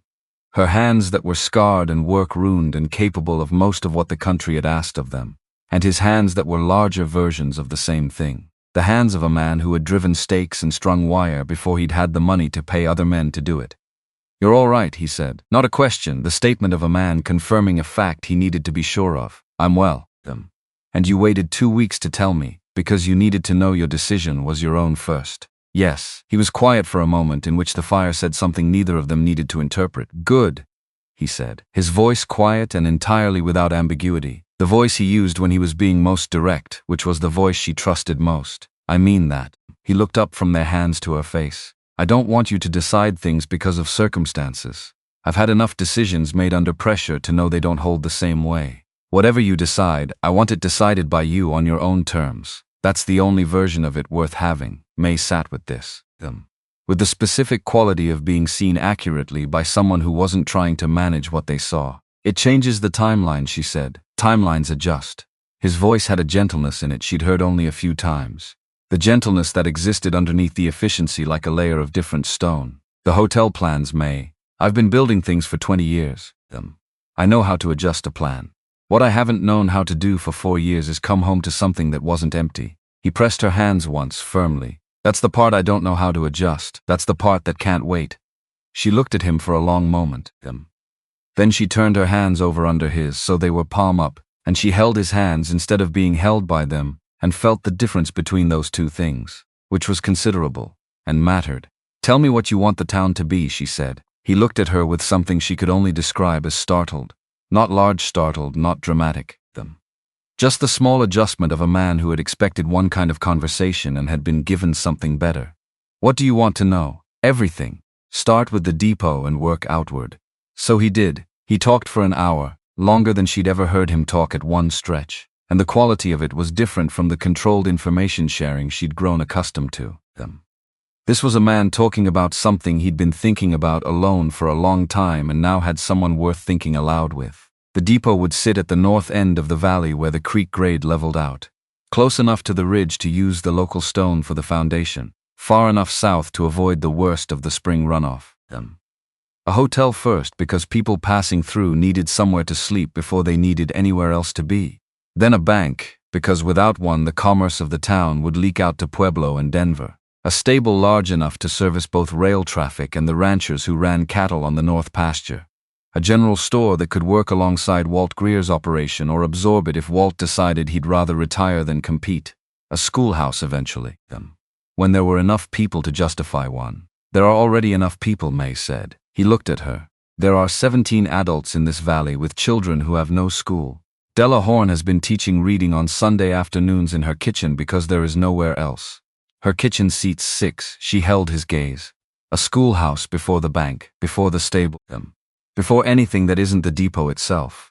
He was quiet for a moment in which she could see him genuinely recalibrating. "A schoolhouse," he said. "Before the bank. Before the bank." Agreed, and that simply it was agreed, and they both knew it was the kind of agreement that didn't need to be revisited. They talked about the hotel, who would run it, what kind of place it should be. This was the conversation where Mae stopped listening and started contributing. Because she had opinions about what kind of place it should be.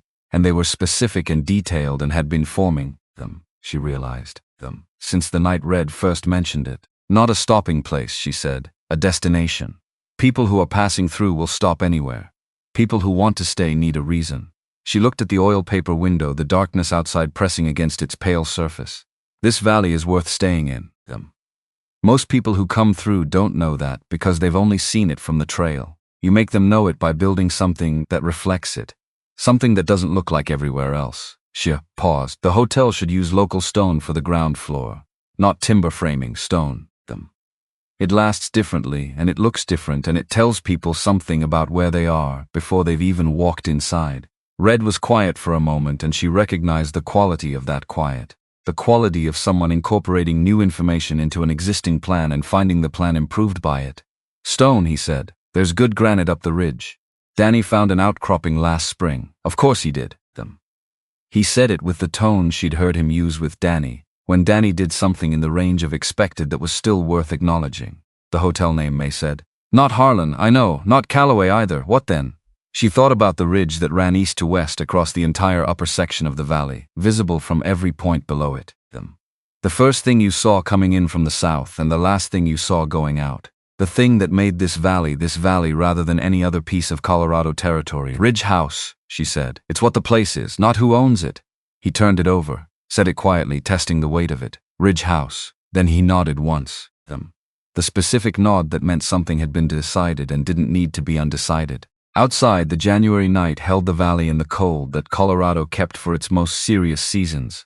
The granite that had been there longer than anyone's plans and would be there after all the plans were built and done and gone. Mae sat at the table in the lamplight with her hands around her coffee cup and felt something she hadn't felt in a long time. Something she'd been so careful not to reach for that she hadn't realized she'd stopped being careful about it. The thing you felt when you were building something rather than just surviving something. When the forward motion had a direction instead of just a necessity. She had forgotten what that felt like in the body. She was remembering it now. 3 days after Red's return, on a morning that was clear and bitterly cold and still, Mae walked into Greer's trading post with Red beside her. She had not planned this as a public occasion. She had simply needed to settle her account with Walt. The $6 from October that she'd been carrying as a debt, now payable with the coins Red had pressed into her apron pocket in November, and Red had asked to come and she had said yes. When they walked through Greer's door together, the people already inside understood immediately that something had been decided. Owen Doss was there as he often was on Thursday mornings. The Borden brothers, both of them. Walt Greer behind his counter with his organized stillness. Della Horne, who had been buying coffee and who gave Mae a look that communicated 7 distinct things in the span of a single glance. The room did what rooms did when the context shifted, went slightly quiet and then recalibrated. Mae set $6 on Walt's counter. October's credit, she said, with interest? No interest on neighbor accounts, Walt said. But he took the money and made the notation in his ledger with the satisfaction of a man who liked his accounts to come clean. Owen Doss looked at Red from across the room with the slow deliberateness of a man forming a final assessment. Heard the Denver court ruled on the Valley Ridge deed. The claim is settled, Red said. The deed stands. Doss turned his hat in his hands once. A gesture Mae had seen him make when he was deciding something. You're building here then? Real building. What kind? Mae looked at Red. Red looked at her with the specific quality she'd come to recognize as him deferring. Not because he didn't have words, because he understood whose words these were. She turned to Doss. A depot for the Colorado Central Rail line, she said. A hotel. A schoolhouse first before anything else, because there are children in this valley who have no school, and that's been true long enough. She looked at the Borden brothers who had families on the north pasture. A bank eventually, and a stable and a general store that will work with Walt's operation or alongside it depending on what Walt wants. She paused. People who want to work the construction will be offered positions before anyone's brought in from outside. That's the arrangement. Doss looked at her, then at Red, then back at her with the expression of a man recalibrating something he'd thought he understood. Who's managing the hotel? I am, Mae said. The room was quiet for a moment. Della Horne set down her coffee tin with a sound that was not accidental. About time something got built here worth staying for. Walt Greer had the expression of a man who had been watching a long play and had just reached the scene he'd expected was coming. The schoolhouse, he said. My wife has been teaching the Borden children on Sunday afternoons because there's nowhere else. She'd want to be part of that conversation. Tell her to come find me, Mae said. We'll have it. Red stood beside her through all of this and said very little, which was what the situation required, and which she understood he understood. He was not a man who needed to be the loudest presence in a room to be the most substantial one. He had the particular confidence of someone who didn't need to perform authority, because he simply had it. What he was doing now was making clear, through where he stood and how he stood, that Mae Calloway had his full authority behind everything she'd just said. The room understood this. Rooms always understood things that were shown rather than announced. On the walk home, the light had shifted to the thin late afternoon gold that January occasionally produced as though by accident. Their footsteps made a paired sound in the packed snow. 2 different weights in the same rhythm. 17 children, Red said. I've been counting them since I arrived in this valley, Mae said. Someone had to. He was quiet for a moment in the way of someone fitting a piece of information into the larger shape of a person he was continuing to understand. What else have you done here that you haven't mentioned? Quite a bit, I expect, she said. We haven't been acquainted that long. The corner of his mouth made its full movement. They came up the path to the cabin as the light went from gold to gray. That transition that happened in winter without the gradual softening of other seasons, simply one thing becoming another. Danny was on the porch. He had been at the wood stack and was coming in for the evening, and he stopped when he saw them coming up the path together, and he looked at Red, and he looked at Mae, and the expression on his face was the expression of a young man adding two things together and arriving at a sum that satisfied him. He held the door for them both without a word. Inside, Mae fixed the coffee while Red sat at the table and shed the buffalo coat, and Danny stoked the fire with the practiced efficiency he'd developed over months of doing it without being told. They sat, all three of them, in the easy arrangement that had developed without any of them deciding to develop it. The lamp between them, the fire settled, the window dark against the January night. After a while, Danny said, without looking up from the account ledger he'd opened, is there a name, for the hotel? Ridge House, Mae said. Danny tried it out, said it quietly to himself once. Then he wrote it in the margin of the ledger in his careful handwriting, as though making it official, as though a thing written in an account book was a thing that existed. Red watched this. His expression was the unguarded one, the one that didn't have a controlled version. Later, when Danny had gone and the fire had settled to coals and the lamp was burning low, Mae sat across from Red at the table and laid her hands flat on the surface and looked at him directly. The child, she said. I'm not asking you to. She stopped. Started again because she was Mae Calloway and she didn't stop in the middle of true things. I've managed alone before and I can manage alone again. That's not a threat, that's a fact you should have. If this changes the shape of what you're proposing, I'd rather know now than later. Red was quiet for a moment. Then he said, I crouched down in front of that pine tree on the way to the lean-to this afternoon and I understood what it was. And I meant what I said to you about coming back before I knew about the child, and I mean it the same way after. His voice was even and entirely certain. The child doesn't change the shape of what I'm proposing. It changes the timeline for some of the construction, and it means the hotel will need to be planned with that in mind, and it means. He stopped. Something moved through his face. The unguarded thing. It means I need to be back in this valley in time, which I intend to be. She looked at him. You're calculating the construction schedule against the due date, she said. I was doing it while you were talking, he said. I can't seem to stop. She looked at him for another moment. And then something happened in her face that had not happened in a very long time. Not the small private movement she kept to herself. Something larger, something that came from deep enough that it was past controlling and that she let be what it was. She laughed, not politely, not briefly, really laughed in the way of something that had been stored under pressure for 2 years and had found suddenly the place where it was allowed out. It was not dignified and she did not care. Red watched Mae laugh with the expression of a man who had not expected this and was recalibrating everything in response to it, and whose recalibration was visible in the particular way his face opened when it went uncontrolled. What, he said. You, she said when she could. You're calculating my confinement into the depot schedule. It affects the labor timeline, he said, and she could hear him working to keep his voice level and failing slightly. If you're managing the hotel and you'll be Red? Yes, stop calculating. A pause. I'll try, he said, in the tone of someone making a promise they are genuinely uncertain they can keep. She reached across the table and put her hand over his. The same gesture he'd made 2 nights ago, reversed. The same warmth in it, but different in the direction it traveled. Spring, she said. We have until spring. Start there. He turned his hand under hers and held it. Spring, he said.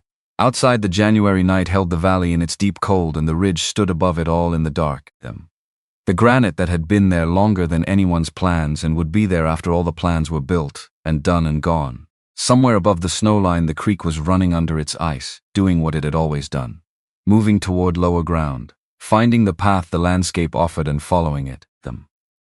Inside the cabin, 2 people sat at a table in the lamplight with their hands together, and the fire burned the way fires burned when they were properly tended. Steadily. Without drama. Warm all the way to the walls. This was not the ending of anything. This was the end of the part that had been hard in the particular way things were hard when you were doing them alone. And the beginning of the part that was going to be hard in the different way things were hard when you were doing them together, which was harder in some ways and easier in others, and was either way the only kind of difficulty that led somewhere worth going.